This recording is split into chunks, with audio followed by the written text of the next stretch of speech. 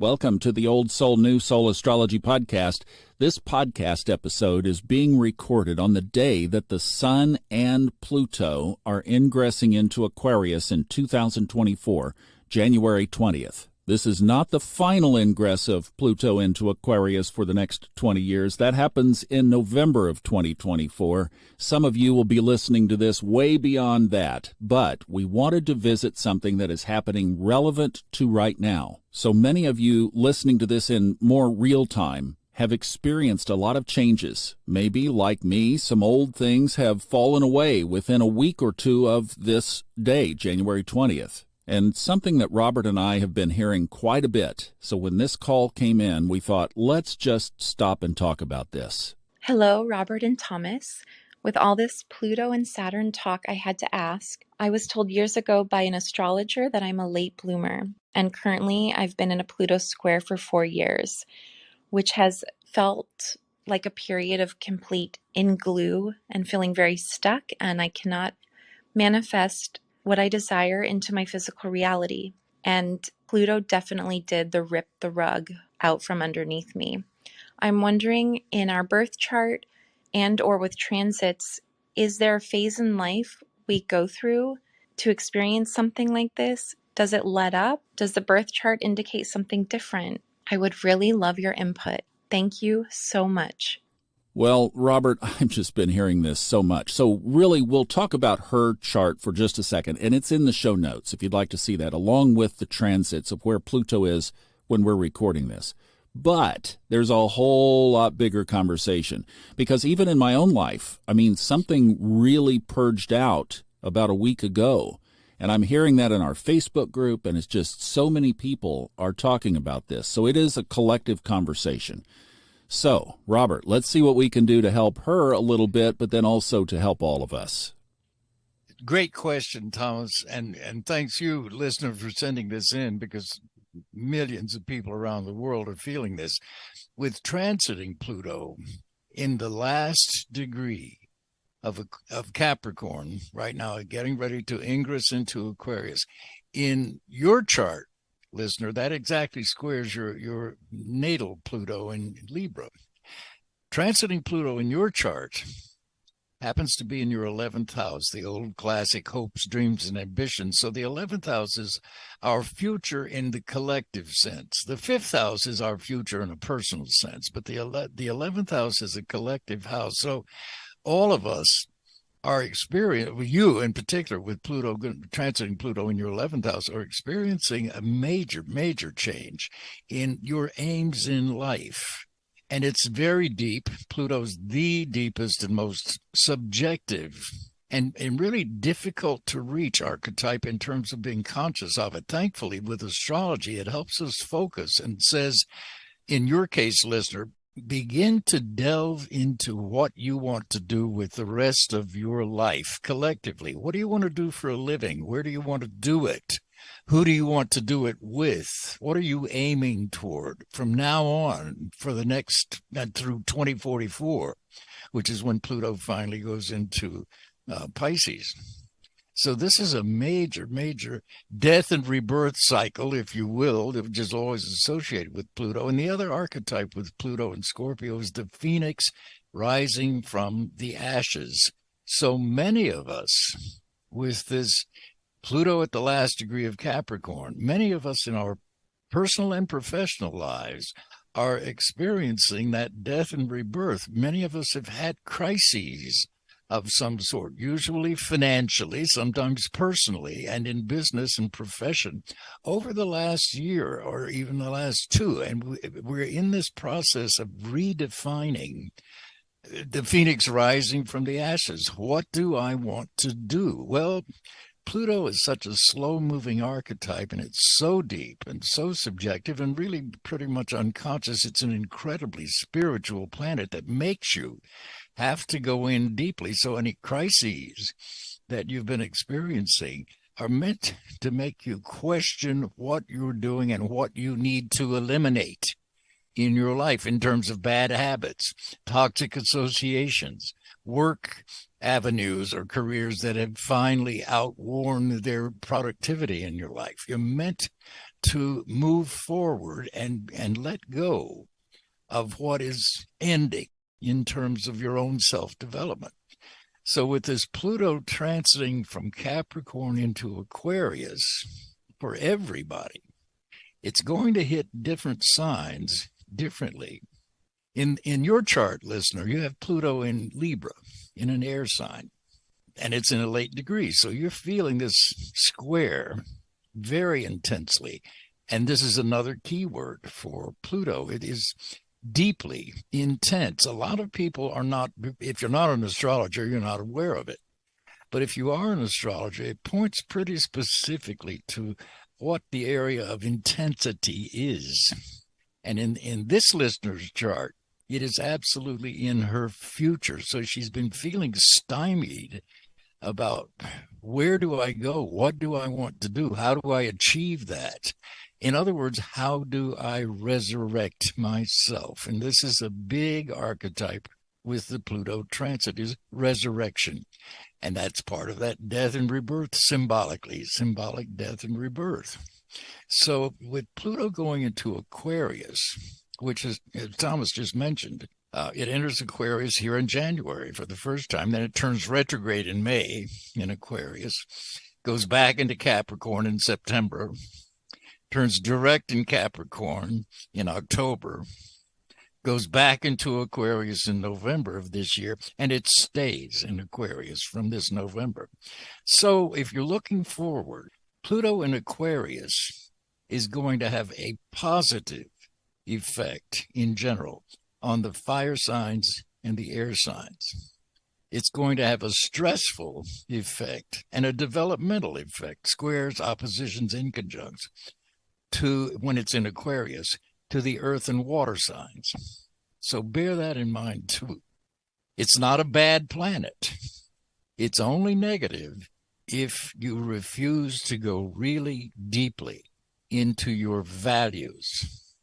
Scorpio, which is Pluto's ruler, is opposite Taurus of values and self-worth. So everybody, including world leaders and governments, are questioning their self-worth, their values in relationship to other people's values, that Taurus-Scorpio axis. My values, everybody else's values. And learning to coexist and value each other is the big lesson here. So Pluto going into Aquarius ostensibly is a kind of forerunner to the age of Aquarius, when the precession of the equinoxes finally moves into Aquarius after 2,000 odd years. So I don't know if this is helpful, but that's a part of why you are feeling, listeners, so stymied, because it is so deep, this archetype, and it's the least superficial of all the planets.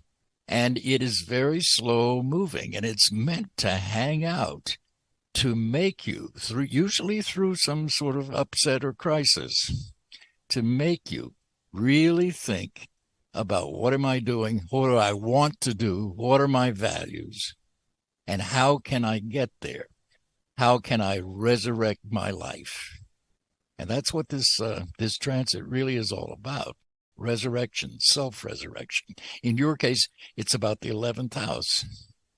So I don't know if that makes sense, Thomas, but that's a start. That's a great start, and especially for all of us thinking about this same thing. So when other people, not just her, other people are saying they're feeling stuck too, where is that coming from relative to this transit? Just the transit part. I think it's because of the slow-moving nature of Pluto. It hangs out in such a long time, wherever it is. So if it's touching personal planets in your chart, it's been going back and forth over that aspect to those personal planets. And so you feel it very personally. The only way that we can, as individuals, directly contact these collective archetypes is if they make aspects to personal planets, say in our natal chart. If you don't have a personal planet, the sun, the moon, the ascendant, etc., the midheaven, if you don't have a personal planet or point that aspects Pluto in your natal chart, then Pluto is going to be more difficult for you to consciously apprehend and work with than if you do have a direct aspect. So because of the slow-moving nature of Pluto, this period can feel incredibly long. And she just mentioned a 4-year period here. Well, certainly in her case, this listener's case, Pluto is within orb of a square to its natal position in her 8th house, which is where she had it natally.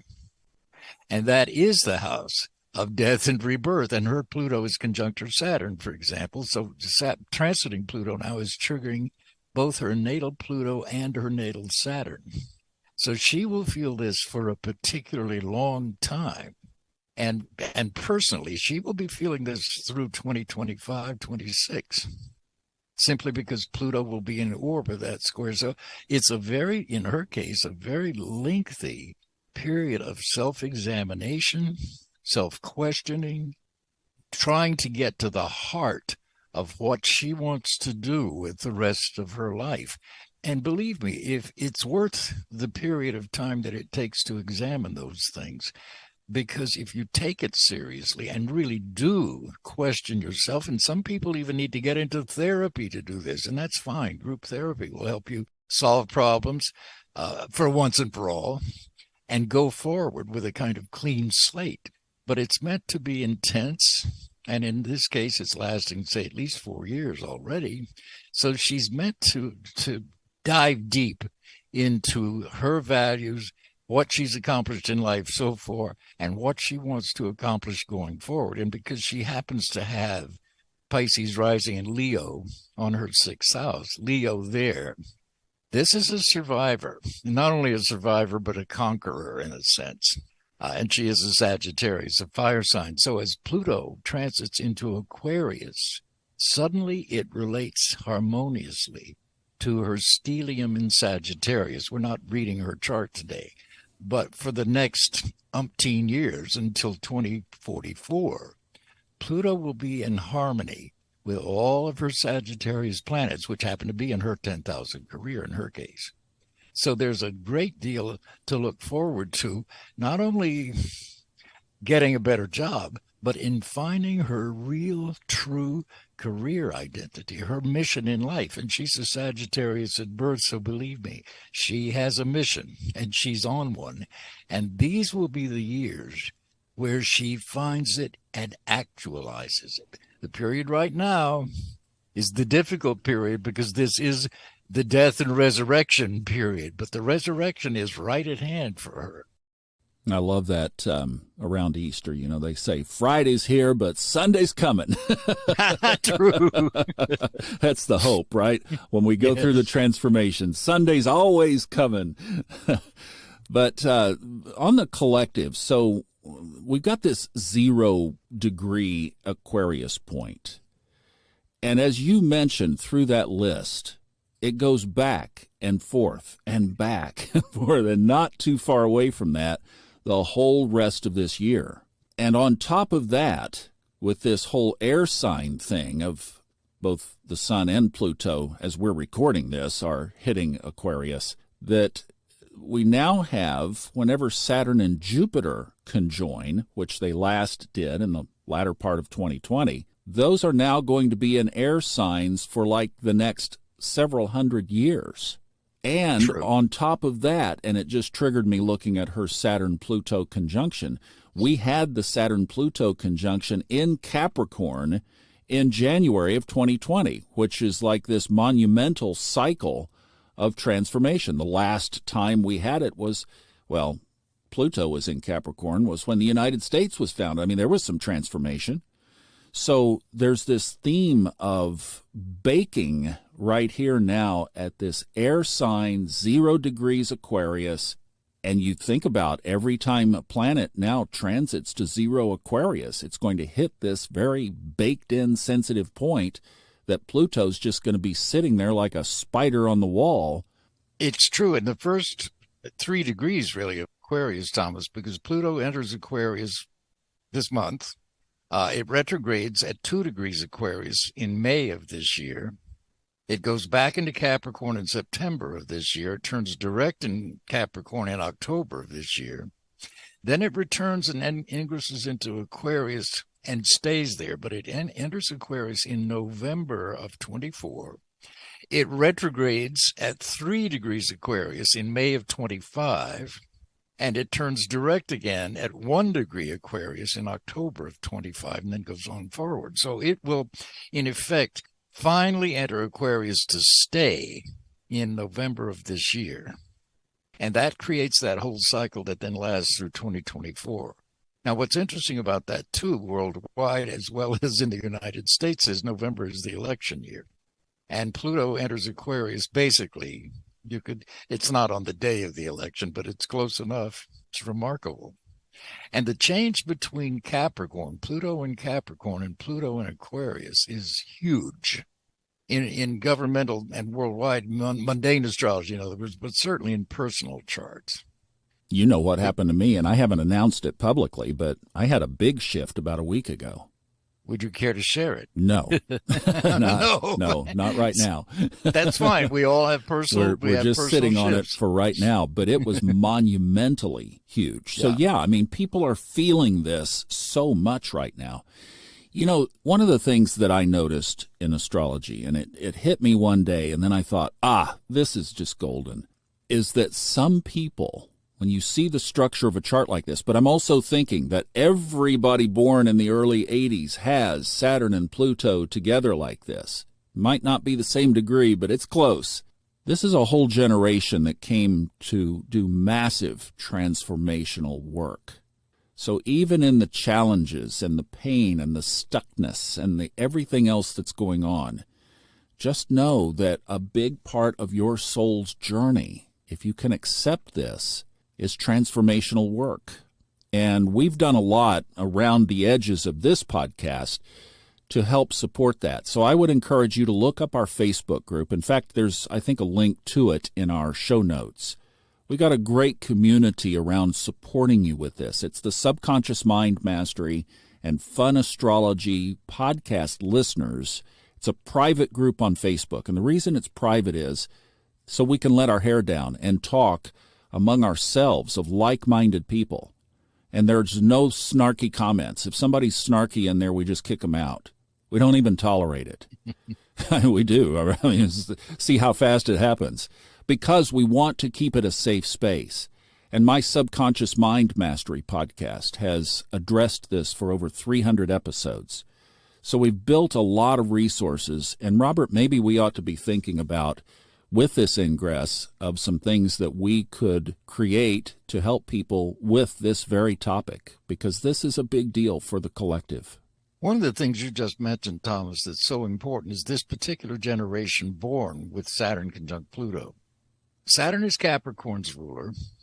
It's also Aquarius's ruler, but in the ancient days before we discovered Uranus. But the Pluto-Saturn conjunction, this generation of which this listener is a part, is meant to translate the personal career orientation of Saturn and Capricorn. In other words, what do I do for a living? What is my professional face to the world? Translate that from being personal into finding a career that also has a collective mission behind it, the Aquarian thing. This is the challenge now, if you look at world governments. The struggle between power with individuals like Putin and Trump and North Korea and so on, China, this contest over land and power and money for me personally and my country and my nation and my religion.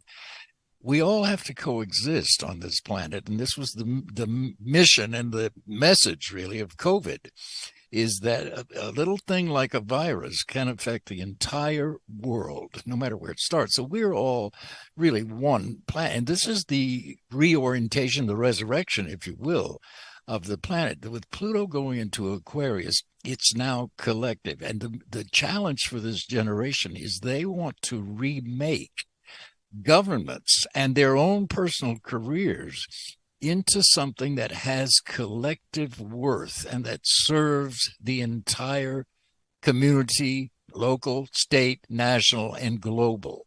So it's a different kind of mindset, soul set, if you will, for this generation than previous ones.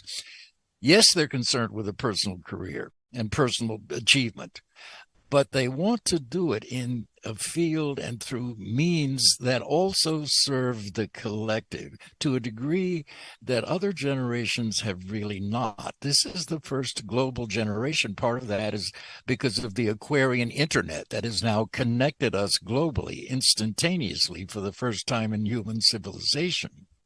And through that, through this electronic internet global brain, if you will, they're trying to tap into that and learn what do I have to contribute to the world? Astrology is a wonderful example of that. This can certainly apply to individuals and individual horoscopes, but it unites us. I read for people from all over the world. So do you. So do most astrologers now, because we have the internet. So this community, the astrological community, is very much a part of this Aquarian transit that Pluto is now beginning to activate globally. You see what I mean? Yeah, no, it's an exciting time. You know, Friday's here, but Sunday's coming, and we got to get through from here to there. So what would be your parting advice for people that are feeling stuck? Like she said, she can't move a boulder in her life. And I've heard a lot of people say that. And this is not only for her configuration, this is for water signs, for earth signs, for everybody. What advice would you give as far as just positioning ourselves as best we can for this revolutionary future that's ahead? Start from where you are. If you can't move the boulder, ask why not? What is the boulder that I can't move? What is standing in my way? Is it fear? Is it lack of knowledge? Is it where I live? Is it who I spend time with? Is it the people and the groups in my life? What is it that's the boulder that's preventing me from moving forward? And be willing, don't be afraid, just be willing. If you're frozen in place or feel frozen in place, there's a reason for it. Ask yourself, why? What's freezing me? Why do I feel stuck?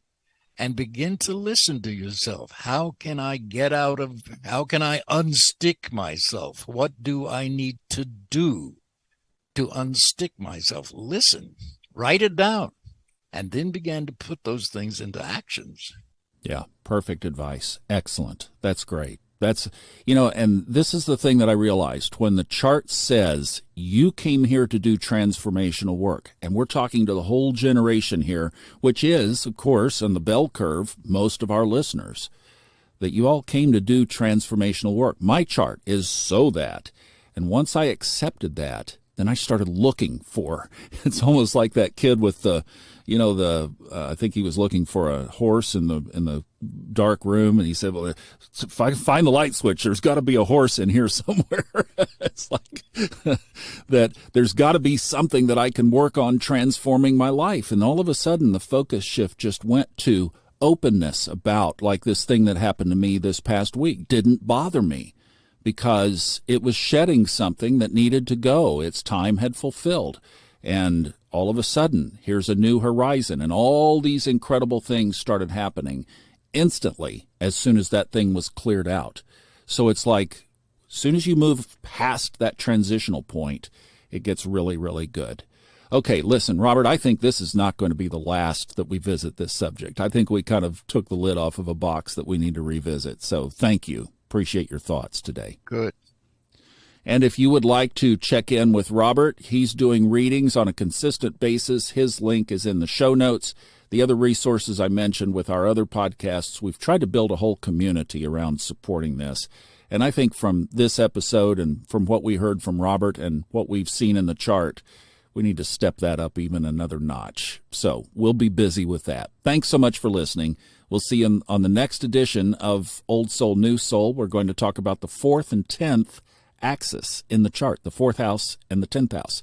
So stay tuned for that. Thanks for listening. We'll see you next time.